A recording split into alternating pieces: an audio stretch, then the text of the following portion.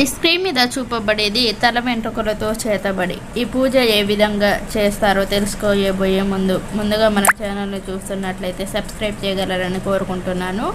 ఎవరికి అయితే మనం చేతబడి చేయాలనుకుంటున్నామో ఆ వ్యక్తి యొక్క వెంట్రుకలు సేకరించాలి.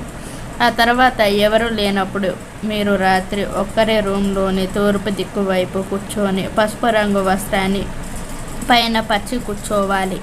మీ ఎదురుగా నలుపు రంగు వస్త్రాన్ని పరిచి దానిపైన ఒక స్టార్ గుర్తుని గీయాలి. ఆ గుర్తు పైన కుంకుమ వేసి మీ దగ్గర ఉన్న వెంట్రుకని దానిపైన పెట్టాలి.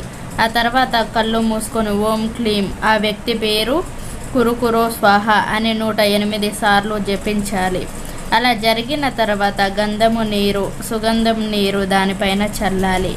నల్లటి వస్త్రాన్ని మూట కట్టి 11 గంటల్లో మీ ఇంటి ఎదురుగా ఉన్న ఒక బండరాయి పైన పెట్టాలి. మనకి 24 గంటల్లో ఎలాంటి శత్రువైనా మీ శత్రువు సావు కల్లారు.